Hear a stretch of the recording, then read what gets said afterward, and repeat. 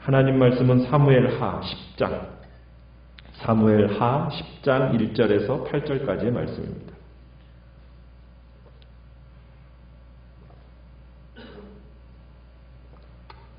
사무엘하 10장 1절에서 8절까지의 말씀입니다. 사무엘하 10장 1절입니다. 그 후에 암몬 자손의 왕이 죽고 그의 아들 한운이 대신하여 왕이 되니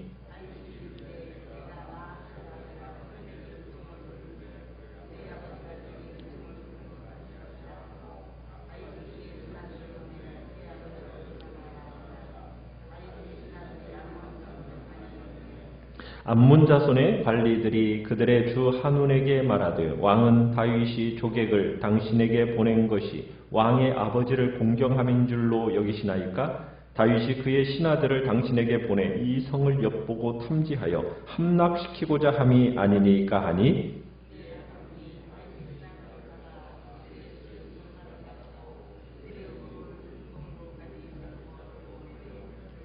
사람들이 이 일을 다윗에게 알리니라. 그 사람들이 크게 부끄러워하므로 왕이 그들을 맞으러 보내 이르기를 너희는 수염이 자라기까지 여리고에서 머물다가 돌아오라 하니라.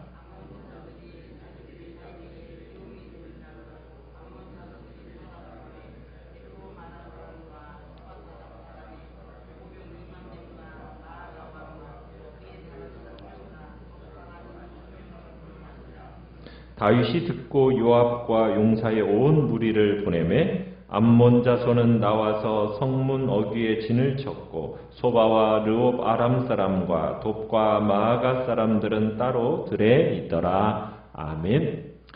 오늘 말씀의 제목은 호의를 의심하는 자들이라는 제목으로 말씀을 나눕니다. 오늘 10장 표면적인 중심의 내용은 어떻게 보면 암몬 자손과 이제 요압을 위시한 이스라엘 군대의 전쟁 이야기처럼 보입니다.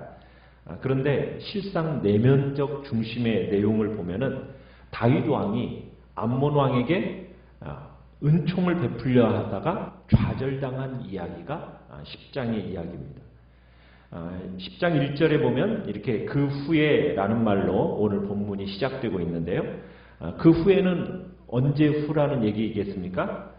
9장에서 다윗이 무비보셋에게 자비를 베푼 후에 그 다음에 나하스의 일로 인해서 이제 한운에게 자비를 베풀고자 했다. 이제 지금 그 이야기가 연결되는 겁니다.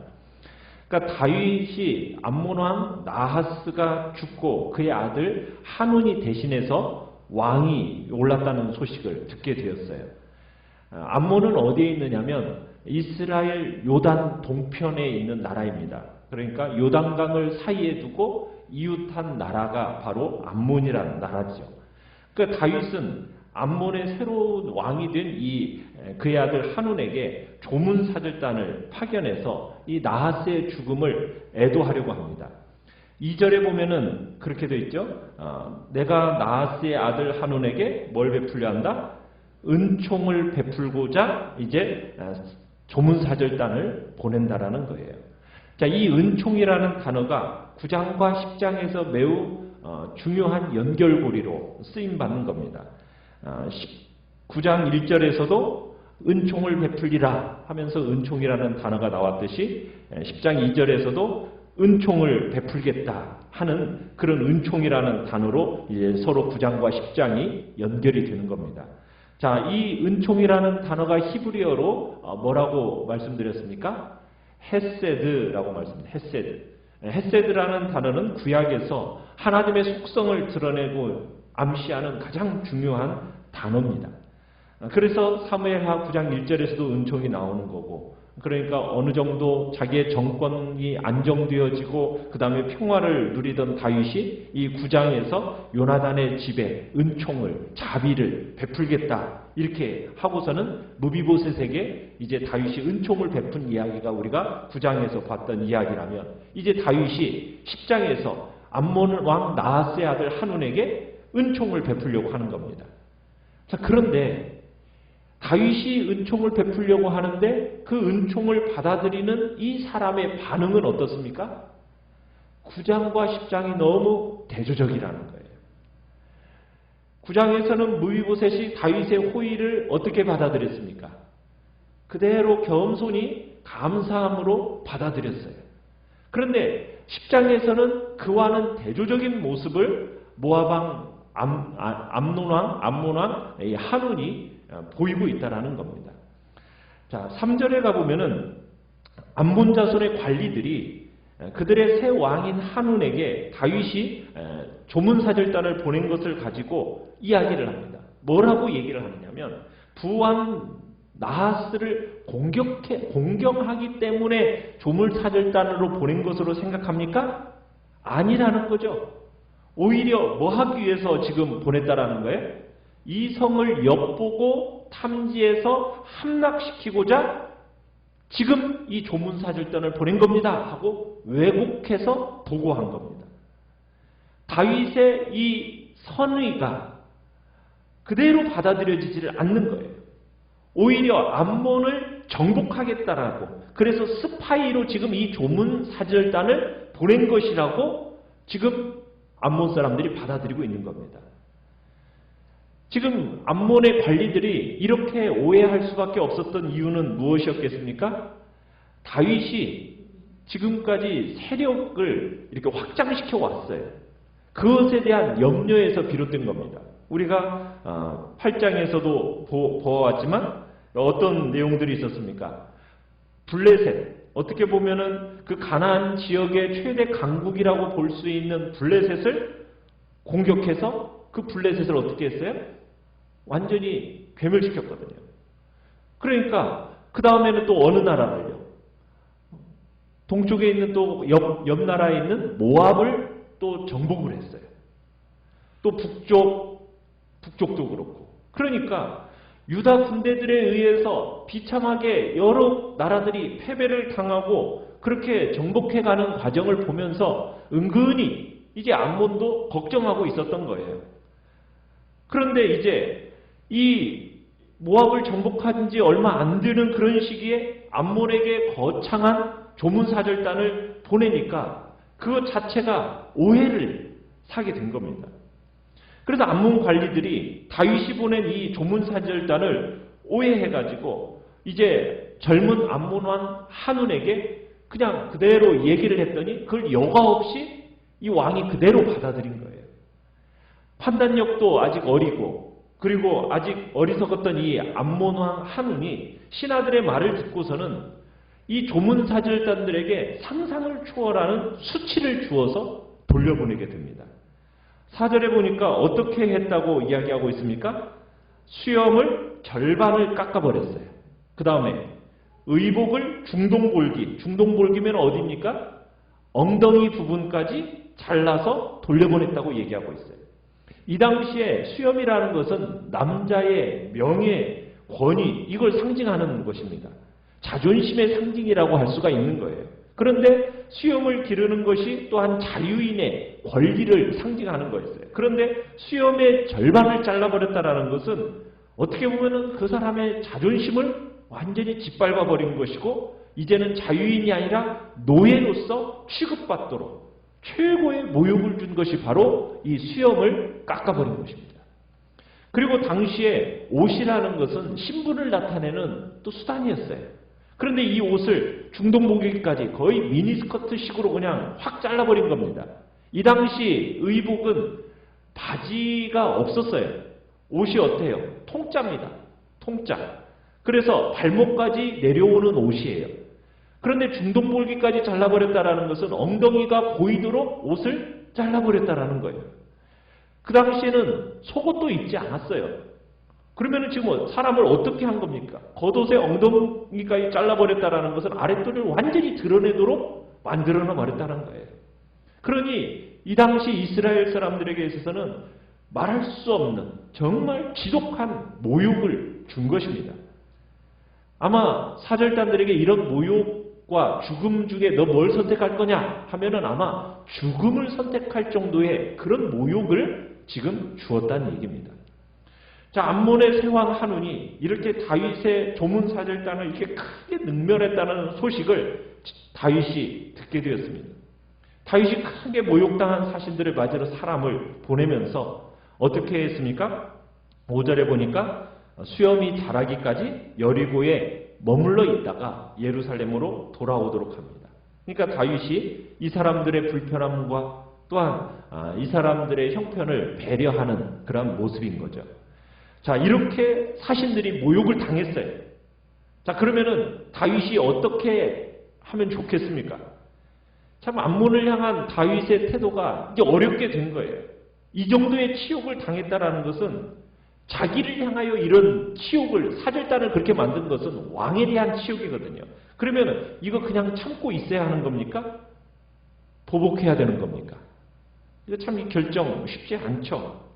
우호적으로 사절단을 보냈는데 이 선을 이렇게 악으로 되돌려 받았다니, 이 불쾌한 감정이라는 것은 말로 다할 수가 없는 거죠. 그러면 여러분 같으면 어떻게 하겠습니까? 좋은 선물로 정말 사람에게 보내줬어요.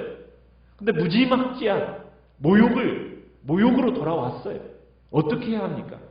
감정적으로 대응해서 싸워야 합니까? 없었던 일로 하고 참고 가만히 있어야 합니까? 참 감정적으로 대응해서 싸운다면은 결국엔 똑같은 사람 되는 거예요. 그 사람과 똑같이 되는 거예요.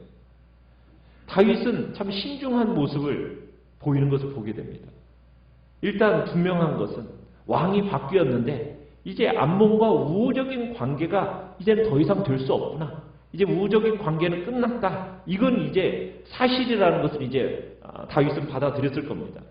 근데 내가 그렇다면 이 상황에서 곧바로 전쟁으로 들어갈 건가?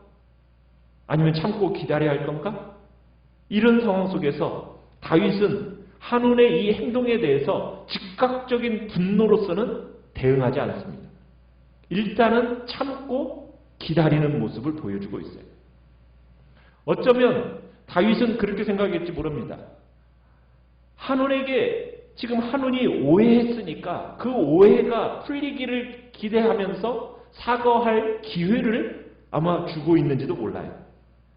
자신이 왜 이렇게 행동했는지에 대해서 제대로 파악한 후에 그 다음에 이제 다윗이 행동에 나서려고 했을 수도 있습니다. 어쨌든 다윗은 지금 곧바로 감정적으로 대응하지 않고 차분하게 그러면서 그들의 마음을 이해하려는 노력을 보여줍니다. 그러면서 하나님을 바라보는 거죠. 하나님은 때가 되면 다 해결해 주실 것이다. 오해가 있으면 그 오해를 풀게 해 주실 것이고 하나님께서 높일 자는 높여주시고 낮출 자는 낮추실 것이다 라는 하나님에 대한 기대 속에서 그분을 믿음으로 다윗은 먼저는 신중하게 참습니다. 자, 그리고 나서 6절에 가보면은 암몬 왕 한운이 지금 다윗이 은총을 베풀려고 파견한 이 조문객들을 멸시했다라는 것, 모욕한 행위를 보였다라는 것이 다윗에게 뭐가 된 줄 아는 거예요. 미움이 된 줄을 알게 된 겁니다. 그러니까 다윗의 분노, 당혹에 대한 어떤 소식이 암몬 사람들에게 알려진 거죠. 그런데 암몬 왕은 자기의 성급함에 대해서 사죄하고 용서를 빌기보다는 도리어 어떻게 하고 있습니까? 전쟁에 돌입하고 있습니다. 암몬 자손들이 이제 다윗이 공격할 것을 예상을 하고는 오히려 주변 사람들로부터 용병을 사들여 가지고 전쟁 준비를 하고 있는 거예요. 그래서 몇 명이나 준비를 한 겁니까? 지금 2만 명의 소바와 아람 사람 2만 명, 그리고 마아가 왕과 그의 사람 1000명, 돕 사람 12,000명, 총 몇 명이에요? 3만 3,000명을 모집을 한 겁니다. 자, 한온의 이 전쟁 소식을 들은 다윗이 즉시 어떻게 하고 있어요? 요압을 세워서 요압으로 하여금 이제 총사령관이 되어서 진두지휘하는 이스라엘 군대를 파병하게 됩니다.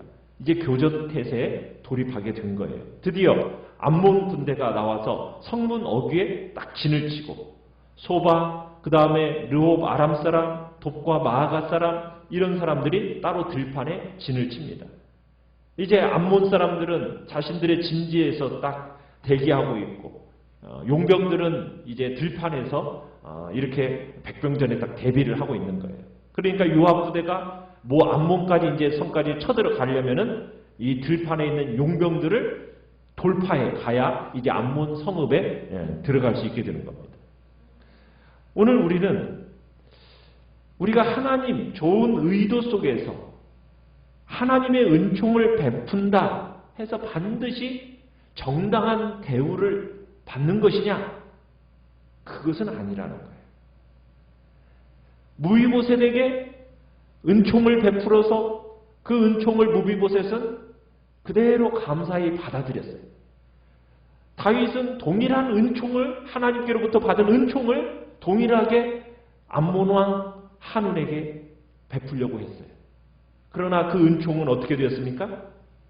오해하고 의혹 속에서 도리어 어려움을 당하게 되는 그런 자리로 지금 흘러가는 것을 보게 돼요.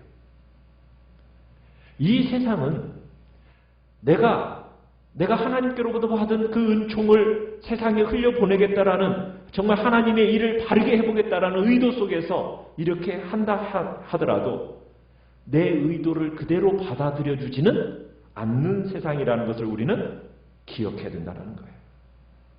다윗은 분명 하나님의 기름 부음 왕 받은 왕으로서 그의 행실이 하나님의 보시기에 기쁜 행위를 하고 있는 겁니다. 하나님의 은총을 베풀려고 하는 거예요. 그럼에도 불구하고 억울한 대우를 받을 수 있다는 거예요. 당혹스럽게 만들어지는 그런 상황이 벌어질 수 있다는 것을 우리는 기억해야 된다는 겁니다. 의인은 때로 오해를 받고 심각한 지경에 처하기도 합니다. 부당하게 의혹을 받고 공격을 받기도 한다는 거예요. 그것이 이 세상입니다. 신라권, 어떻게 보면은 이제 낙원을 잃어버린 이 구조 속에서 살아가는 인생들이 겪어야 하는, 하나님의 백성들이 겪어야 하는 그런 방식입니다. 하나님은 그런 방식을 없애는 방식으로 우리에게 대하시지 않고 우리로 하여금 오히려 그런 일들을 당하게끔 하나님은 허용하셨다라는 사실이에요. 거친 죄악 세상 가운데서 참으로 내가 하나님 앞에 좋은 의도를 가지고 믿음으로 선한 일을 하고 정말 주님 앞에서 은총을 베푸며 살아가려고 하는 그런 상황 속에서도 나로 하여금 부당한 그런 오해받을 일들로 취급당하면서 이런 일들을 당할 때 우리는 어떻게 이 일들을 견디며 가야 될 것인가?